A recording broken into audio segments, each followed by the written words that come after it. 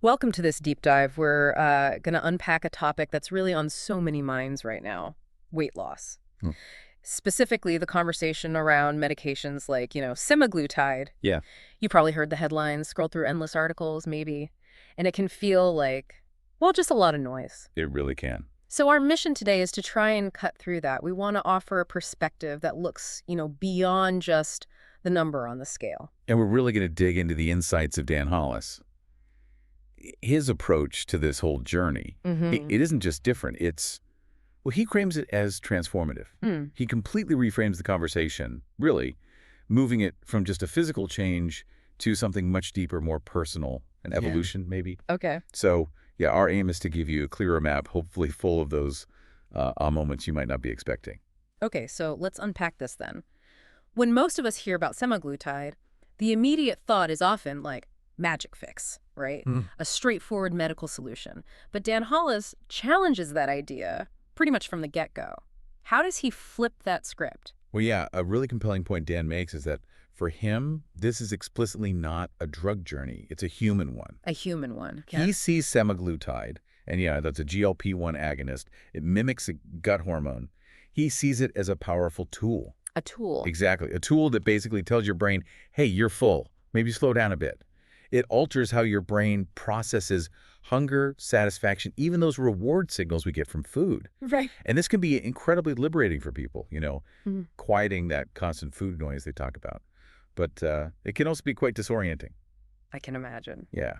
And that's precisely why his whole protocol emphasizes robust support, education, and real human guidance alongside the medication. It's not just about the shot. That immediately sets a really different tone, doesn't it? It suggests that the problem isn't what many of us have maybe been led to believe, like it's all down to a lack of willpower. Exactly. Dan is incredibly clear on this point. Willpower was never the problem. Right. He says, look, if you've struggled with weight, you've almost certainly tried willpower, Yeah. probably countless times. Yeah, probably. And he argues it just doesn't work for the long haul. Why? Because your biology, your emotions, those really deep-seated habit loops, they're kind of stacked against you. Hmm. So what does work, he says, is cultivating insight, really understanding your body's signals, and building structure, Yeah. creating environments where healthy choices feel more natural, and then using tools like semaglutide maybe to quiet down that biological noise. That allows the insight and structure to actually, take root. So it really makes you wonder then, if willpower isn't the key, what is the real engine for lasting change here? That's the big question he tackles. So, okay, if it's not just about the biology of hunger, what does this mean for the deeper reasons people eat? The emotional stuff. We often think of hunger as just, a physical grumble in the stomach. Right. And if we connect this to the bigger picture, Dan consistently emphasizes that weight is just as much emotional as it is physical. Maybe more so sometimes. Okay.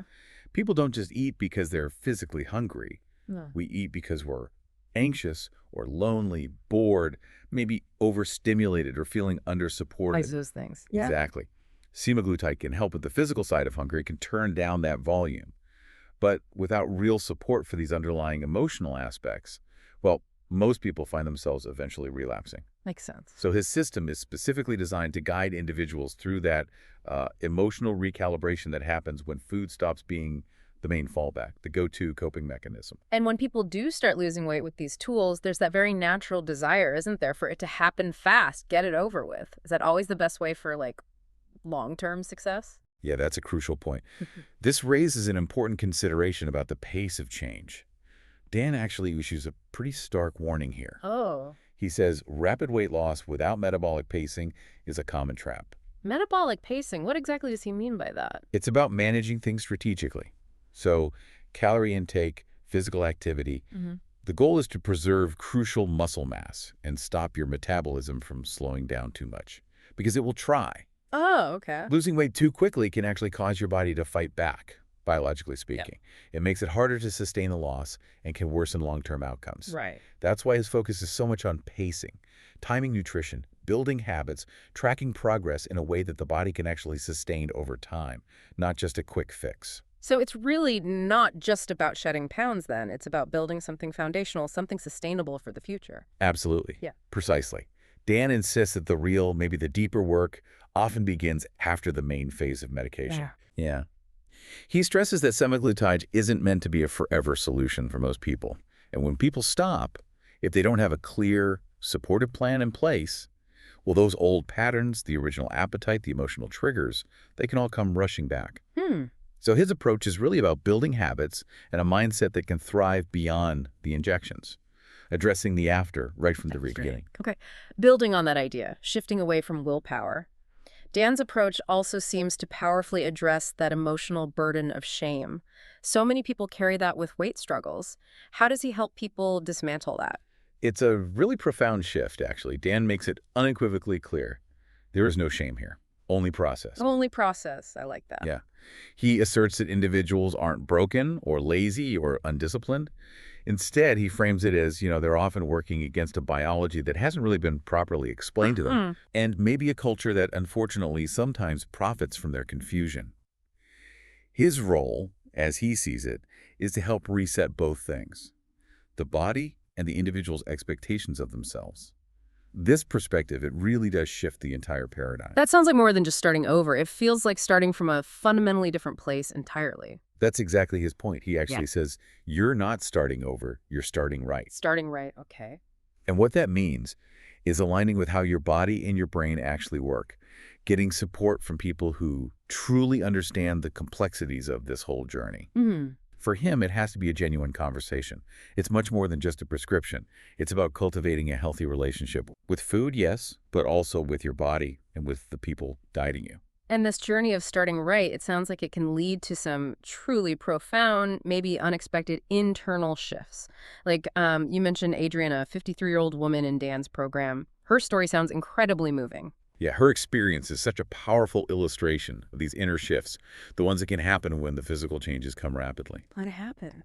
Adrienne told Dan that she was just brushing her teeth one morning, routine thing, and she looked in the mirror and she simply didn't recognize the woman looking back at her. Wow. Her face was thinner, the lines were sharper, her eyes she said they felt older and newer at the same time.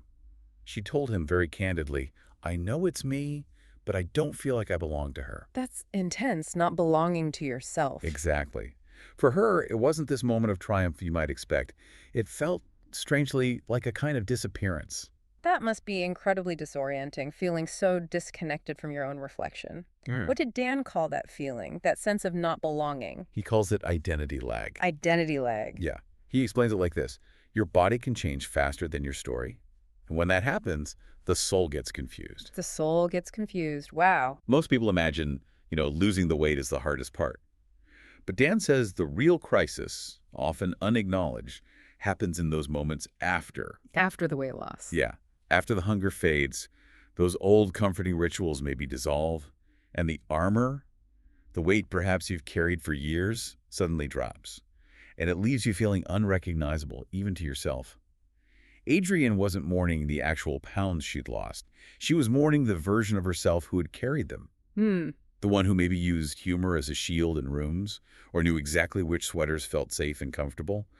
That person felt like she was disappearing.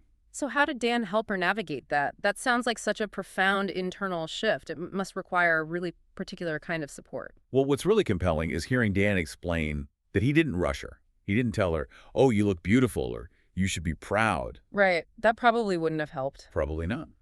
He just listened deeply. He told her, the weight loss is just the clearing. The becoming takes longer. The becoming takes longer. Yeah. And from there, they started to work together on kind of rewriting the names of things for her. So shame became memory. That constant struggle for control became curiosity. Rigid discipline slowly transformed into alignment. And Adrienne, with that gentle guidance, she slowly started to fill in her new physical frame. But not with food or fear this time. She filled it with permission. Permission. Permission to not know who she was yet. Permission to feel awkward in her new skin. Permission to build a new story without feeling like she had to burn down the old one completely. That's a really powerful way to approach it. And it leads us to another key insight Dan shares, doesn't it? The crucial difference between physical hunger and emotional hunger. I think, like most people, I tended to just lump all hunger together, but Dan reframes it completely. He really does. And it makes you stop and wonder, what are we truly hungry for when we feel that urge. Right. Dan taught that emotional hungers, it might sound like a craving, this demanding urge, but he says it's actually a question, a need asking to be seen. I need asking to be seen. Yeah. He points out how often we mistake simple fatigue for hunger or loneliness Mm. or just being overstimulated by everything. Mm. What we're instinctively reaching for in the pantry, he suggests, is often actually a deep desire for connection or comfort or maybe just clarity. Mm-hmm. And he notes something really profound. When food stops being your emotional scaffolding, you don't just feel lighter, you feel exposed. Exposed. Yeah, I can see that. So semaglutide doesn't actually solve the emotional hunger then. It just creates the quiet space, the conditions to finally address it. How does Dan guide people through that specific work? You've absolutely hit on it. That's exactly how Dan taught it. Semaglutide doesn't solve emotional hunger, not at all. Instead, it just makes the biological noise quiet enough so you can finally hear those deeper questions. Okay. He calls it the silence that lets you find one. Yeah. Find the real need. Hmm. The real strength of these GLP-1 medications, he argues, isn't just suppressing appetite. It's the unparalleled opportunity they create to rebuild your identity, establish healthier behaviors, and develop emotional awareness while those relentless cravings take a much-needed step back. So it's about learning while the pressure is off a bit. Exactly. It means learning to separate true physical hunger from what he calls signal confusion, seeing cravings as messengers, not commands, and learning to meet them with insight, not just impulse. Right. Healing emotional hunger, in his view, fundamentally requires empathy for yourself, deep awareness, and the courage to actually ask the question that lies hidden behind the craving. That, he insists, is the real lasting work. That's the journey. So as we've explored today, it seems using a tool like semaglutide for weight management, through this lens anyway, is so much more than just a biological intervention. Oh, absolutely. It's really a profound journey, self-discovery, emotional recalibration, and, yeah, identity transformation. And if your reflection, maybe, has ever felt more like a stranger than a familiar home, or if you've sensed that the old, relentless hunger is fading, but something maybe more honest, perhaps more vulnerable, is starting to arrive, know that you're not alone in that feeling. You're simply in that crucial part of the story, as Dan might say, where you learn how to truly belong to yourself again. So maybe consider this for yourself. Beyond the physical feeling of hunger, what is the deeper hunger your body and mind are truly asking you to acknowledge and maybe finally address?